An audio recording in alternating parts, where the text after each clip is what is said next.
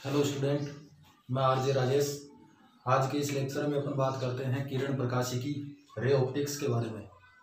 इस चैप्टर को स्टार्ट करने से पहले अपन को पता करना पड़ेगा या फिर पढ़ना पड़ेगा अपन को कि प्रकाश के कौन कौन से गुण होते हैं। प्रकाश के गुणों की अगर बात करें अपन तो प्रकाश के गुणों में सबसे पहला गुण आएगा कि प्रकाश हमेशा एक सीधी रेखा में गमन करता है। दूसरे गुण की अगर बात करें तो प्रकाश जो है उसकी चाल निर्वात के अंदर सर्वाधिक होती है। प्रकाश की चाल निर्वात के अंदर सर्वाधिक, जिसका वैल्यू कितना 3 × 10⁸ मीटर पर सेकेंड होता है। प्रकाश सीधी रेखा में गमन करता है और प्रकाश की चाल निर्वात में सबसे ज़्यादा 3 × 10⁸ मीटर पर सेकेंड होता है। फिर इसके बाद में अगर एक और गुण की बात करें तो प्रकाश का रंग उस प्रकाश के कणों के तरंगदैर्घ्य पर निर्भर करता है। फिर अगर बात करें इस चैप्टर में तो और भी एक प्रकाश के गुणों की बात करना अपन को कि प्रकाश में परावर्तन की घटना होती है, प्रकाश के अंदर अपवर्तन की घटना भी होती है और प्रकाश के अंदर पूर्ण आंतरिक परावर्तन। फिर इसके बाद में अगर बात करें तो प्रकाश में प्रकाश का प्रकीर्णन भी होता है और प्रकीर्णन के बाद में अगर बात करें अपन तो प्रकाश का वर्ण विक्षेपण, प्रकाश का व्यतिकरण, प्रकाश का विवर्तन और प्रकाश का ध्रुवण होता है। इन सभी गुणों को अपन को डिटेल से पढ़ना है। एक बार मैं यहाँ पे आपको बता देता हूँ। यहाँ से देखते हैं अपन सबसे पहला गुण प्रकाश के गुणों को थोड़ा अपन लिख लेते हैं एक बार। तो प्रकाश का पहला गुण कौन सा बोला अपन ने? प्रकाश हमेशा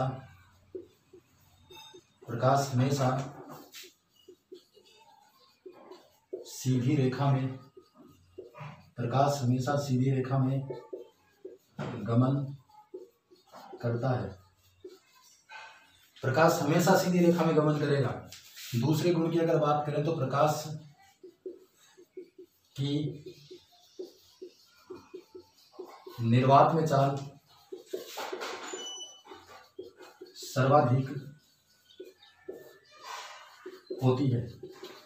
प्रकाश की चाल निर्वात के अंदर सर्वाधिक, जिसका वैल्यू कितना c = 3 × 10⁸ मीटर पर सेकेंड होता है। इसका वैल्यू कितना 3 × 10⁸ मीटर पर सेकेंड होता है।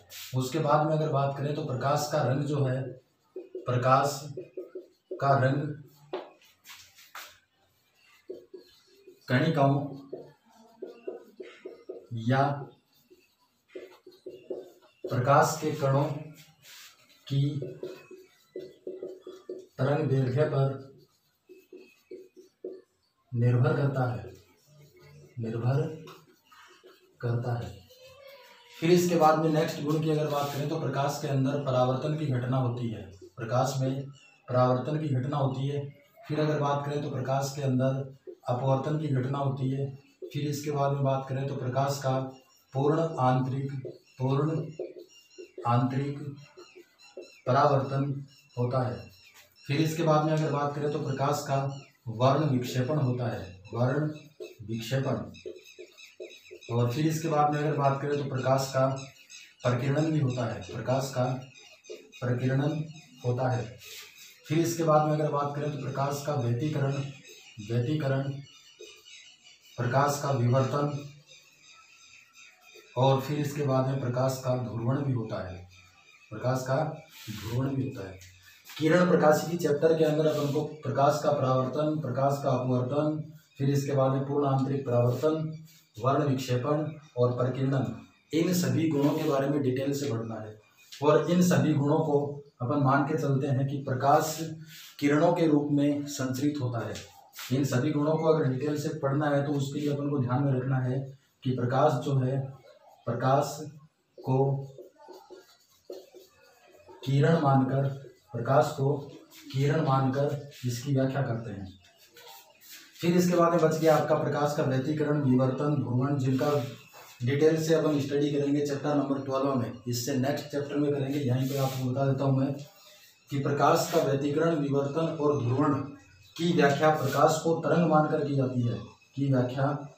प्रकाश को तरंग मानकर की जाती है। प्रकाश के गुणों में अपन ने बात की कि प्रकाश हमेशा सीधी रेखा में गमन करता है, प्रकाश हमेशा सीधी रेखा में गमन करेगा।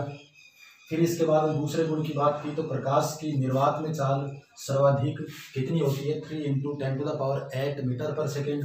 फिर इसके बाद में प्रकाश का रंग किस बात के ऊपर डिपेंड करता है, तो प्रकाश का रंग प्रकाश कणों की तरंगदैर्घ्य पर डिपेंड करता है।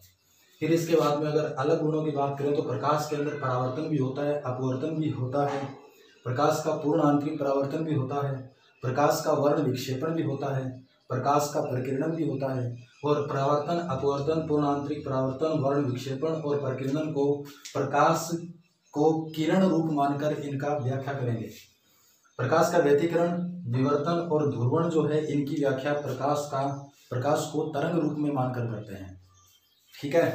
फिर इसके बाद में सबसे पहला गुण लेकर चलते हैं अपन प्रकाश का परावर्तन। प्रकाश का परावर्तन अगर लेके चलेंगे अपन तो इसको डिटेल से पढ़ना अपन को। प्रकाश का परावर्तन,